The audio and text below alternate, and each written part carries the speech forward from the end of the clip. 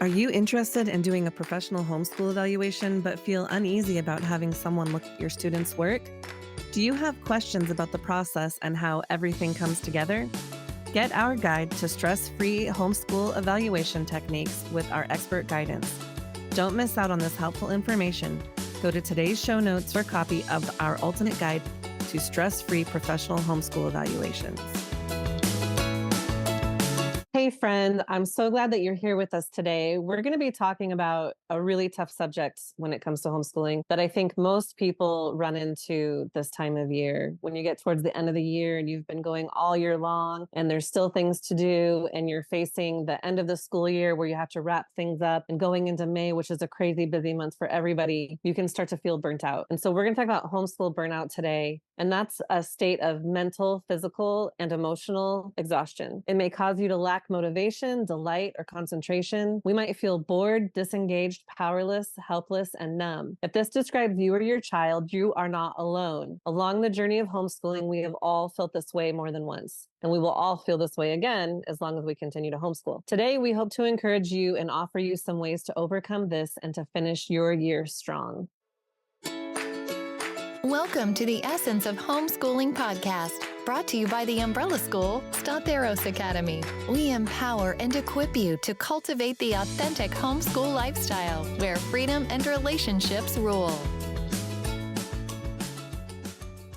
Today, I have all of our homeschool coaches here, except for Kirsten. She couldn't make it, but we have Stacy and Kim and Michelle, and we're going to be talking about homeschool burnout and what that looks like and give you some suggestions and some tips about how you can get through that and what you can do. I have a game that I want to play with you guys, and homeschool burnout is real. Like, it's crazy serious and it's hard to go through, but sometimes looking back, you can kind of have a laugh about it. Another reason for this is a big deal to me is because sometimes you don't even know that you're in a burnout space where you just need to take some time for some self-care. And you might be like having a total crisis where you're thinking, I shouldn't be homeschooling. I shouldn't have done this. I'm going to throw the kids back in school. I want to quit. I don't want to do this anymore. Homeschooling is still probably right for your family. You just have to take a step back and know that we all go through it. And certain times of the year are worse than others, like the end of the school year, coming out to the end of the school year. So I want to play a Never Have I Ever homeschool burnout edition. Homeschool coaches, I want you to do this. And if you're listening at home, I would love for you to do this too. And just take a tally and see what you come up with. What you're going to do is I'm going to read a statement to you. And for every one that you've done, I want you to give yourself 1 point. And at the end, we're going to add them up and we're going to see who has the most points and who has had, I don't know,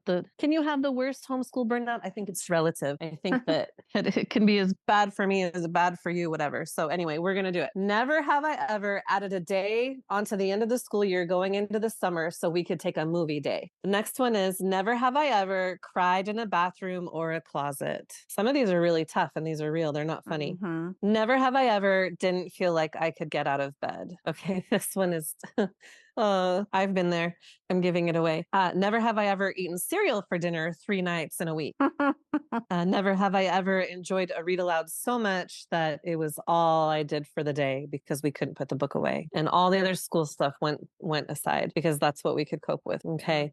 Never have I ever gone on a tour of a school because I didn't think I could keep homeschooling. I'll add one. Never have I ever taken my kids on the tour of a school to make them understand that I want them to pay attention. Okay. Never have I ever had a conversation with a family pet as if they understood my every word. Never have I ever had a documentary day where I watched documentaries all day long instead of doing school. Never have I ever made a Lego city in the living room. Never ever have I pretended to call a school to ask them about enrolling my kid into school. Never have I ever put the books aside and just left for a spontaneous field trip. Never have I ever put myself in a timeout. Never have I ever skipped a co-op because I couldn't deal with seeing the other people that day. That's a real tough one. Sometimes you just feel like you just can't do it. Mm-hmm. Never have I ever stopped using a curriculum halfway through it and just tossed it aside because I just couldn't do it anymore. Never have I ever taken a break to play games all day. Never have I ever talked to myself in the mirror with either a motivational pep talk or chided myself for not doing a good enough job. Never have I ever thrown everything aside to have a picnic at a nearby park or beach. Never ever have I took every Friday off in April and May to go on field trips. Never have I ever took spring break in February, and never have I ever went on spontaneous field trips to explore new cities and places. Okay, add up your totals and tell us what you got. Well, I'll start. I got them all. I You think there got was all of them? 20. All 20. Yep.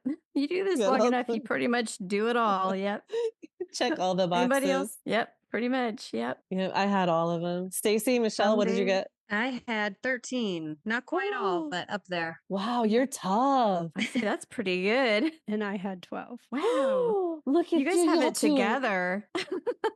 No, we No, just we have just need different other coping questions. mechanisms. Yeah, Uh, different coping I mechanisms. and it probably too depends on what's going on in your lives, how many kids you have, what's a lot of factors are probably involved. I don't know. I mean, I've had some conversations with Michelle and Stacy, and I know that they've been through some stressful things. That's really astonishing. I've had all 20, and I will be getting on each of y'all's calendars so you can do some coaching with me because I may or may not have done some of these this week. That's funny.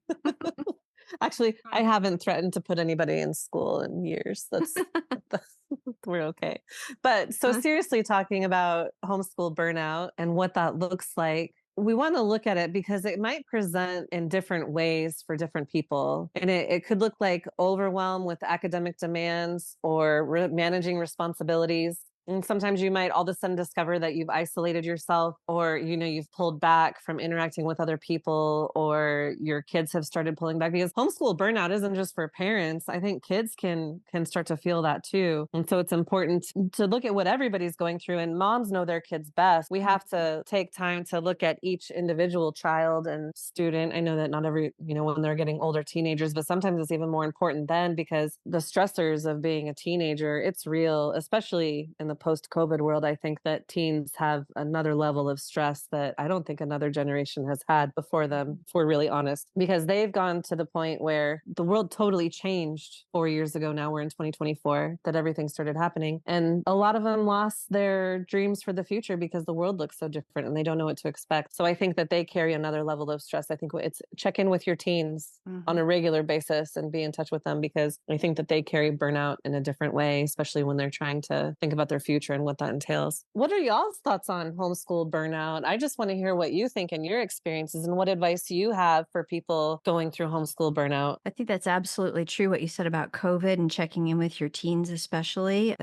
We've had those conversations, and so I think that's a really good point, Colleen. I wanted to sort of hit also from this isn't just a homeschool problem or issue, even coming from the classroom this time of year. I mean, teachers are just like doing cartwheels in the classroom just to keep kids, okay, come on, just keep learning, just make it to the end. So as a homeschool parent, this isn't anything unusual. This is just life, And so right away you can say, oh, this is normal, it's fine. And you get the freedom though to figure out the best way to handle it with your own kids, whatever age they are. What's the best way to handle it with your own kid? Yeah, that's good. And yourself. Michelle and Stacy, what do y'all think? I think burnout for me came in the spring, especially when I'd been dealing with homeschooling and coaching and cooking and chauffeuring and being the principal and being everything all wrapped up into the homeschool mom for the whole year. By the time the spring came, I was so tired.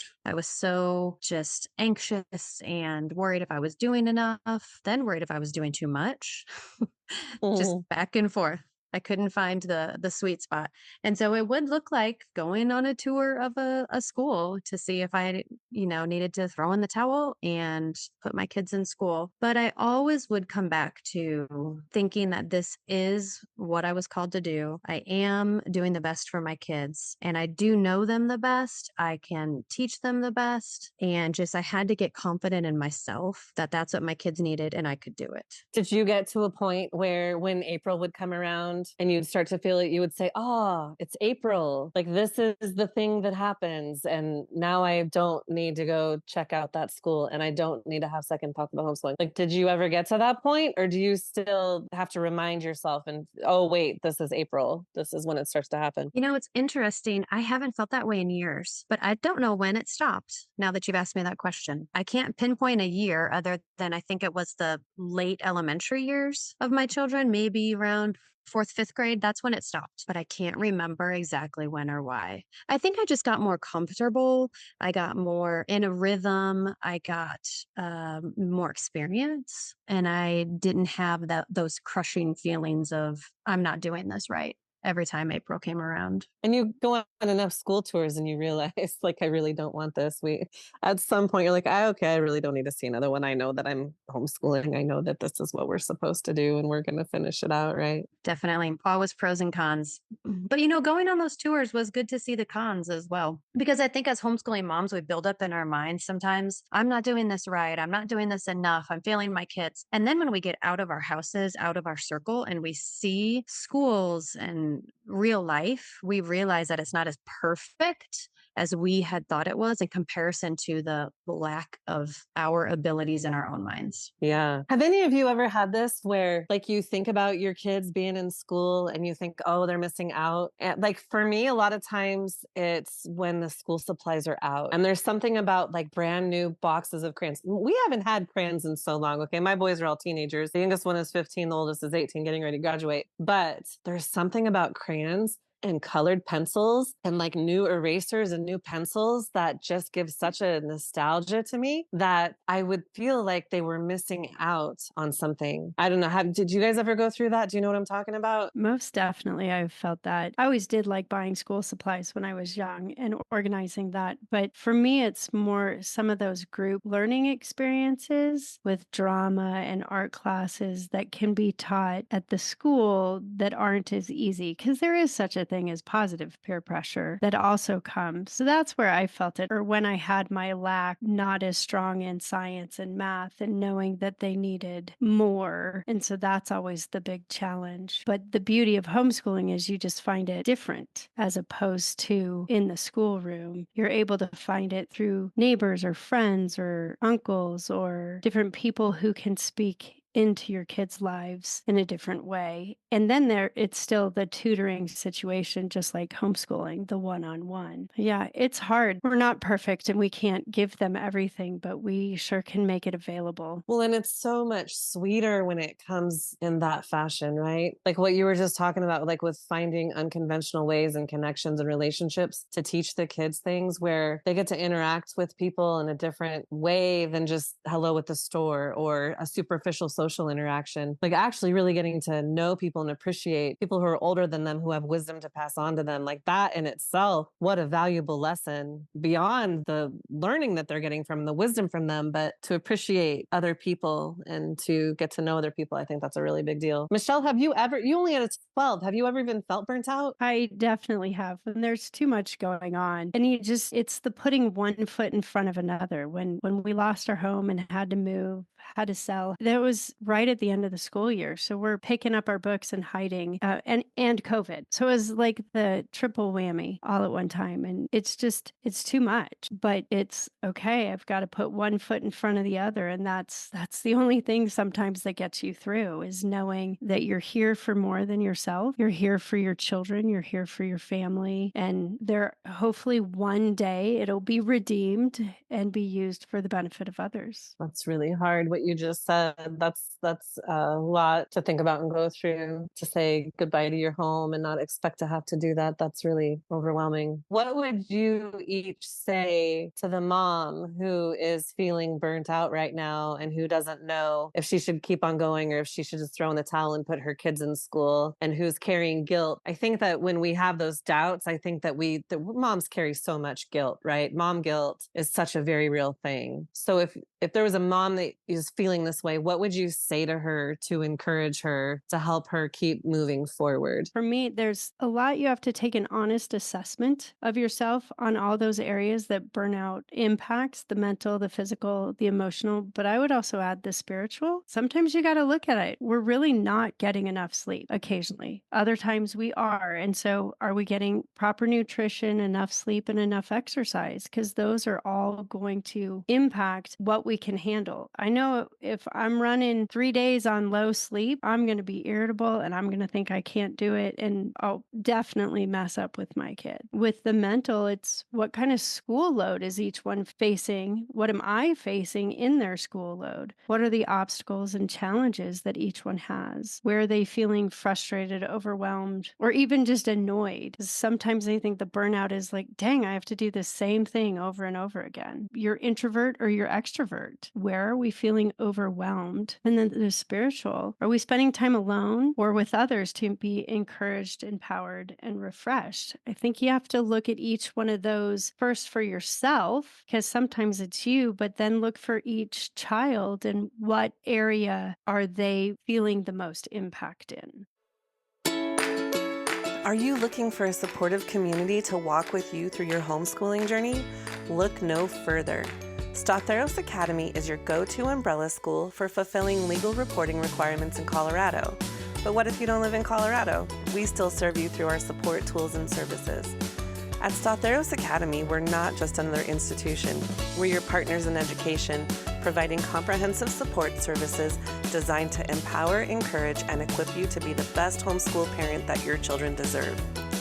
Teacher and student IDs, parent and professional evaluations, attendance logs, record-keeping services, DIY high school transcripts, or our official homeschool high school transcript service produces personalized transcripts that highlight your students' unique accomplishments. High school diplomas celebrate your family's achievement when you successfully complete the adventure. Additionally, our experienced homeschool coaches provide one-on-one support throughout your journey. Custom tailor your homeschool support system by selecting one of our 3 enrollment packages based on your family's needs. This way, you can get exactly what you need to make the most of your homeschooling experience. We come alongside you in the way you want to be supported, whether that's the bare minimum or holding your hand each step of the way. The Umbrella School Statheros Academy provides what you want the way you want it. So why wait? Enroll with Statheros Academy today and unlock a world of possibilities for your homeschooling journey. Go to theumbrellaschool.com to learn more and sign up. We can't wait to serve your family. Yeah, that's really big, Michelle, what you're talking about, to think about, take a step back and look at an assessment of what's going on. So this makes me think of frogs when you put them in the water and then you start to boil the water and they don't notice because it's creeping up slowly and then all of a sudden they're getting cooked. Yeah. I think that sometimes it's like that and we're living in a pressure cooker. Like when you really think about it, you're responsible for all of these things as a homeschool mom. You're not getting a break because you're with your kids all the time. You're still responsible for so many, the cooking and the cleaning and the driving the kids around, like what Stacey was talking about. Like there's so much. A lot of times we run the finances for the family. A lot of times we work. We have other jobs that we're doing, and then we're taking care of the kids. And then like there's so much. How often do we stop and take a step back and say, what all have I done lately, and what am I responsible for? I think we just get in this groove of dealing with the next thing. And Kim, this is how you, Kim, I've heard you say the tyranny of the urgent. And how often do we really take a step back and say, wow, I'm doing a lot. It's okay that I feel stress. I need to take a step back and relax, especially if you're going to put like, I'm sorry, but the reality is many of us are married and marital conflict is a thing, right? Like you're dealing with humans. Kids have attitudes. They act up. Like so much people, we need to give ourselves the grace and our kids the grace to not be perfect and not have it all together and to be able to just pause and breathe. And it's okay to not be okay, but that doesn't mean that we have to throw in the towel and we don't have to quit homeschooling. Maybe we just need to like go take a break and have a picnic in a park or at the beach. Such a key word there, grace. Mm-hmm. Stacey and Kim, what advice do you have for a mom that's overwhelmed? That was exactly what I was going to say, Colleen, is number one, take a break. I think burnout happens when we try to do too much, put too much pressure on ourselves, have too many responsibilities. So my advice would be take a break, whether that looks like you just go to the park for the day, you do maybe math manipulatives instead of your math textbook with the kids that day, you watch a documentary, you play a board game, take a nature walk, go to a museum, play Legos, Connects, Magnetiles, Lincoln Logs, anything that your kids enjoy playing and doing, getting out in nature, anything to help you relax, take a break. Spontaneous field trips. Call it physical education, go to the gym, go take a hike, anything like that. Bake a cake, lots of things you can do to take a break. And then my second piece of advice would be if you feel like you can only do one thing well that day, wake up and put that on your agenda to do it first. And that way, if that's the only thing you get done that day, you feel a sense of accomplishment that at least you've done the most important thing that you wanted to get done that day for your children. Yeah, that's big. What would yours be? Your number one thing? Or what, not would it be, but what is it? What's your number one thing? For many, many years for us, it was math. I felt that we needed to get math done most days of the week. And so we would wake up, we would do math. Usually with breakfast, we had a routine where we would sit at the counter and I would make breakfast. They would eat it while we're doing math. Now my kids are older. They're in high school. My daughter is a senior and she loves math. It's one of her favorite subjects. So she now saves it for the end of the day. And so it has definitely changed over the years. But when they were little, if I had a burnout day, I would say, we're just going to do math. And then I would feel this internal sense of relief. Okay, we got math done. Okay, now we can go to the park. Now we can play Legos. Now we can watch a documentary. Anything to feel that internal, at least I got math done for the day. Yeah, the priority, right? Yeah. But for others, I could see it could be writing. It could be really any subject. I'm going to decide what my one important thing is. What about for high schoolers? What about when Legos aren't the option or they don't want to play games so much anymore? What do you think about that? Now that my kids are in high school, it feels completely different. Before I was in charge of what we did, when we did it, how we did it. And so if I would say, oh, we're going to take the day off, they would be like, great. They don't care what math lesson we're on or how many essays we've written that month. They could care less. Now, my daughter, who's a senior, I'm not the primary teacher right now. She's taking some dual enrollment classes. She's in a co-op. And so she knows what she needs to get done. And she has her week mapped out. And so like today, for example, I said, I really need to take a walk. Let's go take a walk. And she was like, oh, Mom, I've got to get this done and this done and this done. I'll take a walk with you in an hour. Okay. I had to go with her lead. She knows what she needs to get done and she's mature and decided when she was going to get it done. And it was great. So I had to wait and then we went for a walk later. And then you felt so good about yourself because you've done such a good job with her that she's keeping track of getting her stuff done. I hope you felt good about yourself. Yes. Yeah. No, it's not every day like that, of course. Some days everybody just crashes, needs a break. You need to just throw away the schedule for the day. But as they're getting older, it's definitely become less all on how I feel and more everybody has their plan, everybody has their classes and how they all work best. Like I said, my daughter now wants to save math to the end because she loves it so much. And that would never have been my personal choice. I wish I had that, Jean. Me too. She did not get it.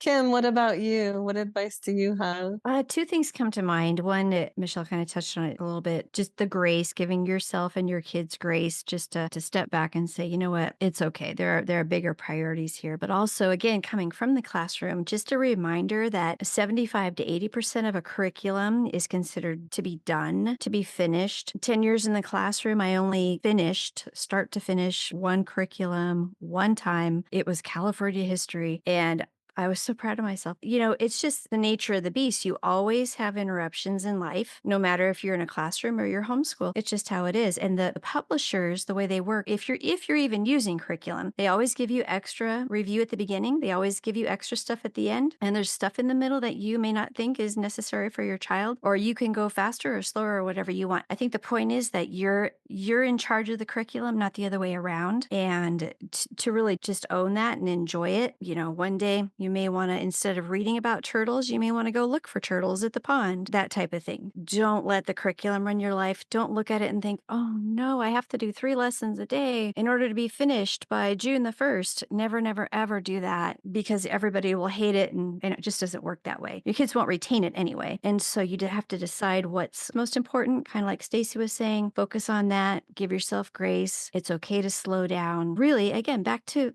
enjoying the process and thinking about why am I doing this in the first place? Relationship with my child. Back to that essence of homeschooling, distilling it down, relationship with my child, freedom to do this the way that works best for our family. The homeschool police are not going to come for you. It's okay. It's okay. You get to do homeschool your way. What would you say to the mom who's looking at the workbook and there's just 10 more lessons and I'm not going to let my kid have a summer until they finish those lessons, or they're going to go all the way into the summer? What would you tell her? Yeah, and I've had that too. And really, the honest truth is that our brains need a break, literally need a break. And so sometimes your child can do those lessons, but are they going to remember it? Maybe they will, but maybe they won't. Maybe it's better to take that break, give your brain a break to just rest and relax and grow, let those neurons connect and all that. And then when they come back again, a few weeks or months later, get back at it, you're actually going to learn it better. So I think you're actually doing yourself and your kids a favor just by letting it go. Yeah. Yeah. It's amazing how if you just take a break from something that's hard, come back to it later, it can just make sense. And it's like, oh, it's all clear now. And it's just because you needed a break. Yeah, it's a real thing. Yeah, that is a real thing. I think one other thing that causes us to feel burnout more acutely is oftentimes when we feel overwhelmed, we start looking at other people and noticing, oh, well, they seem to have it together. Well, their kid is doing this. And it's that comparison demon that comes to haunt you. When you compare, you're going to drag yourself further down into the hole and make yourself feel more incapable. And so I'd be very careful about comparison. It goes back to that assessment too. Each of us has such different things going on in our families with the various ages in our home, with the various types of work we do or our spouses do, or in single parent homes, it's also very different. There's no two families work the same. And so the burnout is not even going to look the same. I mean, you heard that in the fun game we played, right? Is we just have different coping mechanisms. We have to honor the individuality. Each one is created unique, created beautiful, and for a purpose. And so we have to honor that in their physical, mental, emotional, and spiritual well-being. So I think looking at it that way and looking at who you are and who each of your kids are, that's the honest assessment. Looking at another family doesn't do you any good. It hurts you in the long run. Theodore Roosevelt, comparison is the thief of joy. Totally steals our joy. Well, I did notice one thing that Michelle and Stacy both said, and you both had very low scores. You both talked about going on walks, as I've been talking to you recently. So I think I'm going to go on a walk right now. It's a wonderful way to clear my head. I take an afternoon walk to get some vitamin D, get some exercise. And I also try to get outside in the morning to get some morning sun, just a couple minutes. Just little routines like that in my day. If I set my routines and I set myself up for what I feel like I need for the day, then I can better pour into my kids. So it's math and walks and vitamin D. If only it was that easy. It is a big deal. We're going to do a show on coping and self-care. On that note, I have another question because it plays into who we are deeply. We're inclusive, and so that means we serve everybody regardless of religious standing. But I know that in these hard times, our faith can really make a difference in how we move forward. So for people who aren't religious, I ask you to bear with us because sometimes we are going to talk about how our faith impacts us and how it helps us. So I want to be real about who we are and be authentic, and I want it to be a safe place for everybody, regardless of your beliefs. Stacy, I know you've been through some stuff, and Michelle, you have too, that you've talked about today. Is there any way that your faith has helped you get through some of these hard times? There's been some hard times in the last couple of years, and there has been one Bible verse that has just come up in my mind and in my devotions and in my Bible studies over and over and over. And it's Joel 2:25, where it says that the Lord will restore the years that the locusts have eaten. And I think that applies to us homeschooling moms as well, that, time flies. It doesn't return. We don't get this time with our kids back. Yet, God is promising to redeem anything that we feel that we've lost or we've done poorly. If we're pouring into our kids, God can take that and redeem it back for their benefit, for our benefit. And so that's just been a really big grace reminder to me through the hard homeschooling years. Yeah, that's so huge. I'm so glad that you shared that. Because in every hard moment, we can just say, this isn't lost. There's a greater purpose here. Thank you for sharing that, Stacy. And one more thing that came to mind for me is we tend to get stuck in the moment and only see the moment. And so we project that, oh my gosh, if we stay on this road, it's going to look like this.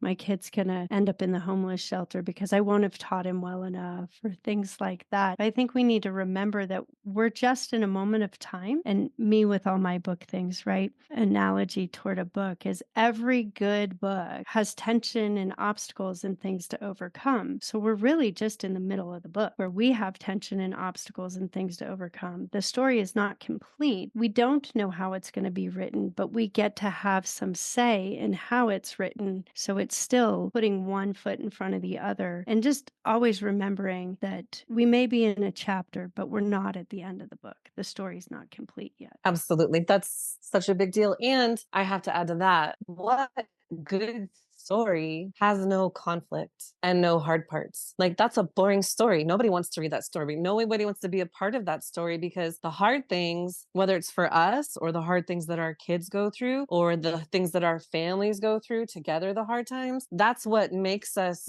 get the grit and helps us develop our character. And that just made me think of a quote I saw recently, and I took a picture of it and I sent it to my family. And Oprah Winfrey said it. She said, "Where there is no struggle, there is no strength." We have to be thankful in the hard times too, because that's what makes us who we are. And it's going to give our kids the lessons that they need to be the adults they were created to be. Because if we all don't go through hard times, then we're pretty weak people. Unfortunately, that's how it works. Yeah. Even though it's painful.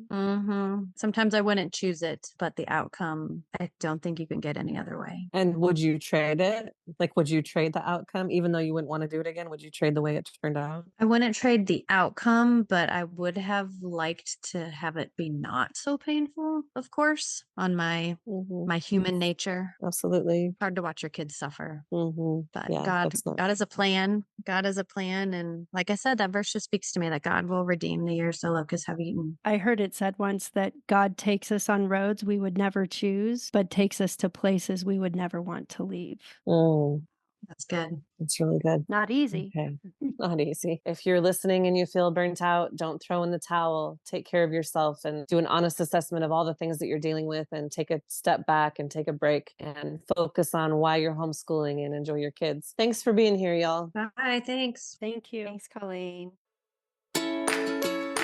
Come join us in our private Facebook community, The Essence of Homeschooling, where you can connect with like-minded individuals, share resources, and gain valuable insights from Colleen and our homeschool coaches. We can't wait to meet you.